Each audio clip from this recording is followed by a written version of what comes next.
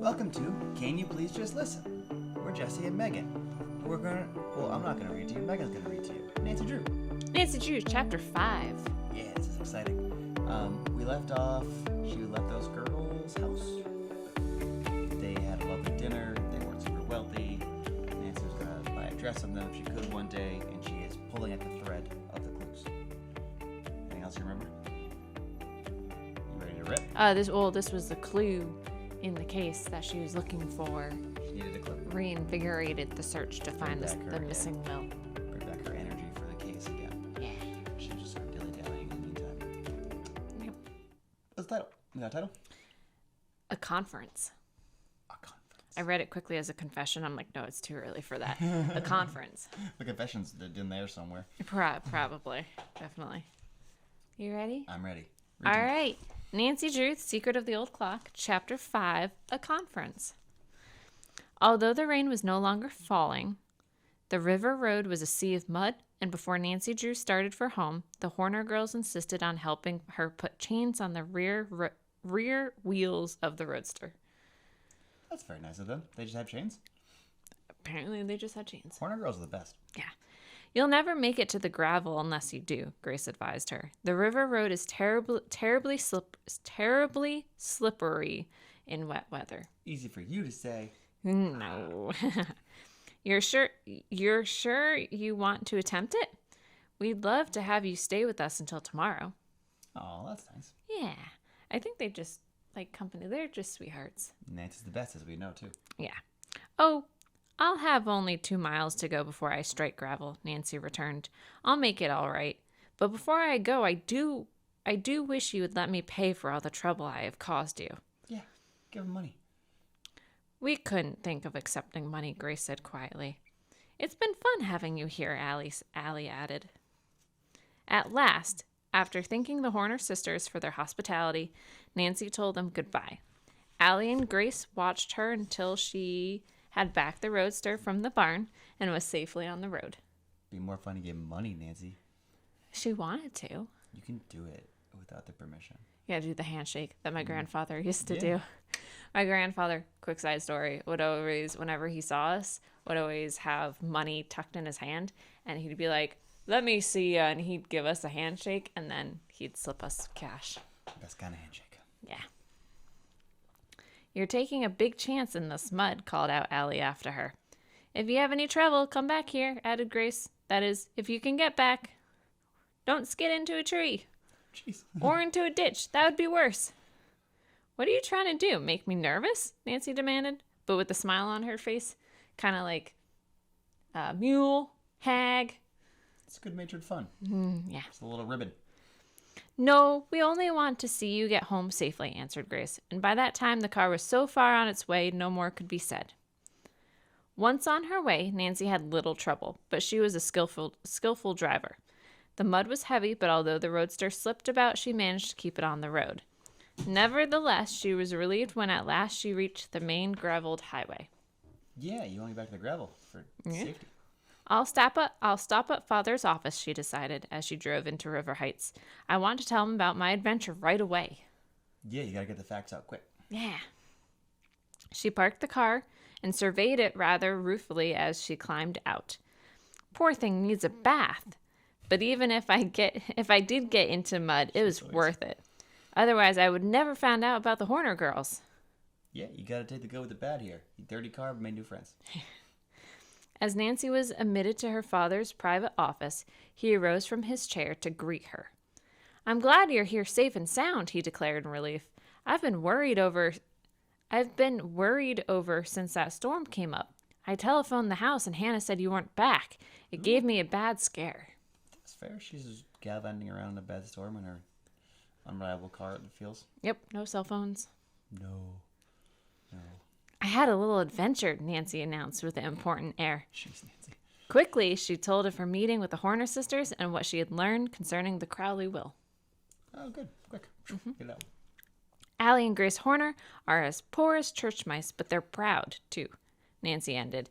If only we could do something to help them. They deserve a portion of the Crowley estate, but they'll never get it unless someone takes a hand. If only there was someone. From what you say, it looks as though Crowley really did make a will in their favor, Carson Drew commented thoughtfully. Yeah, Carson, they did. Get to it. I never had any particular liking for Richard Topham, and I'll admit it would please me to see him lose some money. I'll be glad to do anything I can to help the Horner girls, Nancy. We might invite them to the house for a little conference. Ooh, a little conference. A little conference. I was hoping you would suggest that. You say the girls have no idea what became of the will? They never saw it. That's too bad. Well, it's possible that by talking with them, we may learn something which may serve as a clue. Which in itself was a clue. Yeah, so we got to get another conversation with Dad there, is what we're angling at now. Yep. I'll invite them to the house tomorrow if you want me to, Nancy said quickly. You're so clever at asking questions, and the Horner girls will do anything in their power to help.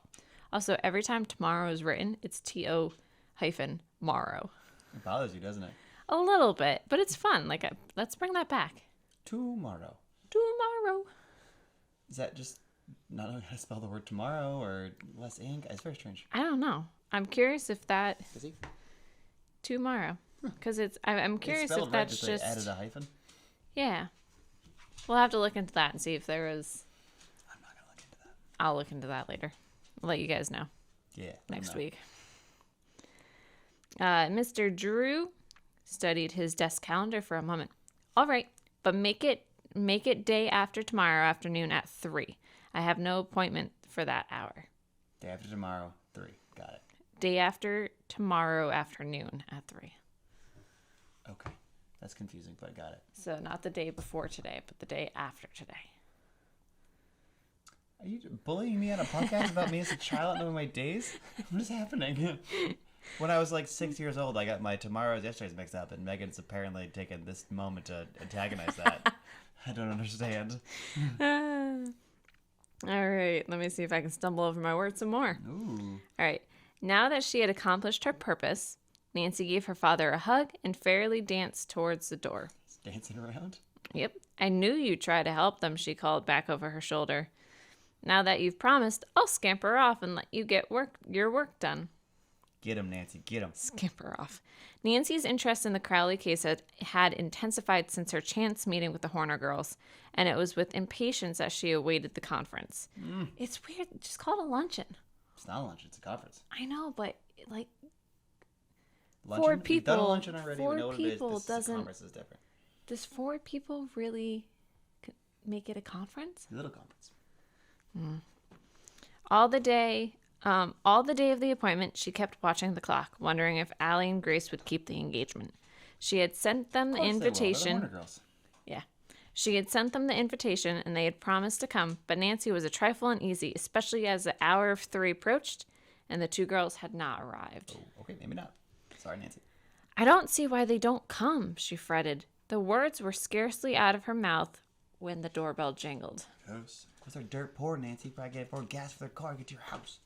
That must be the girls now, she cried as she hurried to open the door. What do you think? I think it's the girls. It was indeed Allie and Grace Horner. Nancy greeted them enthusiastically and ushering them into the comfortable study, introduced her father.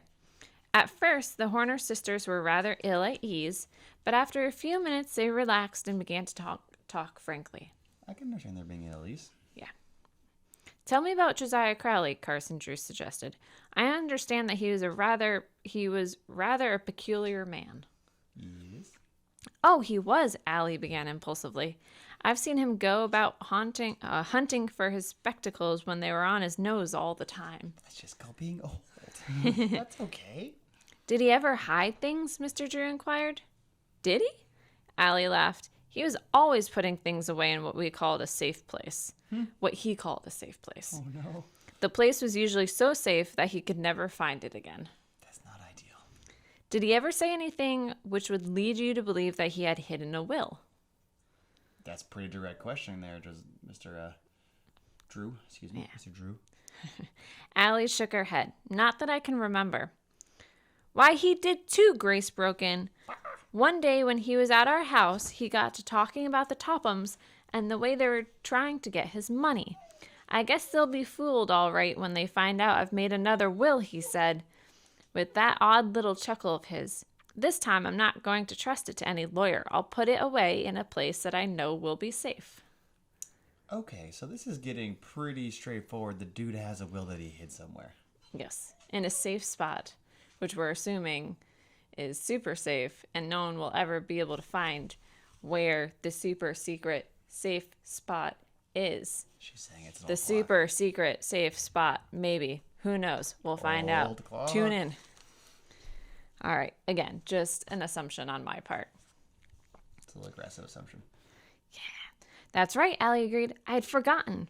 Was Crowley living with the Tophams at the time he told you this? Carson Drew asked quickly. Grace nodded. Do you think it's possible that he hid the will somewhere in the house? Yes. You mean at the Tophams? Grace inquired. Of course, I have no way of knowing, but it's in my opinion that he did. So we think he hid it at the Topham's house. Bold. Nancy and her father exchanged quick glances at the same thought occurred to them. Perhaps the Tophams had discovered the will and already had destroyed it. That's not good. It's really not good. Carson Drew asked a few more questions. The Horner girls were eager to help, but they were unable to furnish additional information which had a direct bearing on the missing will. After Nancy had served tea, they thanked Carson Drew for his interest in them and arose to depart. I think the information that they provided saying, no, wait, he had mentioned that there's a second will and he's Good going to information. hide it where the Tophams can't get it is pretty good. It's the best information possible. Yeah. If I find that I am able to help you in any way, I will do so, Mr. Drew told the sisters as he escorted them to the door. That's great. And of course, there will be no charge for my services. However, unless a will is found, there is really very little that can be done. Yeah, you can't. Yeah, you need a will. Yep. After Allie and Grace had left, Nancy turned inquiring eyes upon her father. Charming It's my inquiring eyes. Charming girls, he commented, and undoubtedly deserving. Then you'll help them? Nancy demanded eagerly. Demand. I am afraid there's nothing I can do, Nancy, Mr. Drew returned Do regretfully. The will is probably lost forever. Goodness gracious, step it up. It wouldn't surprise me if it had been destroyed. Have some faith, my dude. You mean the Tophams? Carson Drew nodded. The same thought came to me, Nancy declared. It would be just like them to destroy it if it fell into their hands. Yes. They have no scruples whatsoever. No scruples. No. Not even little scruples. Of course, we have no proof the Tophams did away with the will, Nancy. It would be very unwise to suggest such a thing to the Horner girls. They deserve a portion of the estate, but without the will, nothing can be done. If they took the matter to court, they wouldn't have a chance to win. No, you need the will. We need this dang will. I suppose you're right, Nancy admitted unwillingly. But while she dropped the subject for the time being, Nancy Drew did not forget the Horner sisters. Honey is whining so You got much. the dog whining in the background. She's really tired of us reading to these books. I don't know what her deal is today. She's probably wants to go outside and go hunt some worms. Hopefully. She'll have a chance in, 5 minutes. We're almost there. She continued to hope that by some queer twist of fate, they would come into their rightful inheritance. If the will has been destroyed, I don't see how anyone can help them, she told herself rather unhappily. But until I'm sure of it, I'm not going to give up. She squared her shoulders with determination. I'll find some way to discover what became of the will. We're going to figure it out. And that is the end of chapter 5. Go Nancy. Go Horner girls. Go Carson Drew. Find the will. Make it happen.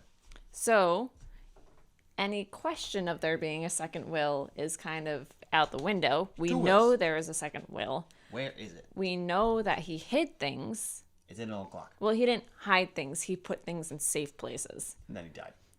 But we also know it's most likely in the Topham house because he was living with them at the time. So, We got to search the house. they got to search the house. They got to find safe places someone would hide things in someone else's house. I don't think the Toms are going to like that. No. They don't like Nancy. Excuse me, sir. Can I search your house for a secret hiding place to find a will that would then take all the money away from you? We still have a I'm excited Good. for them to find the will. portion of the book to go. So there's always highs and there's lows. For them to find the will. When they find it. Exciting.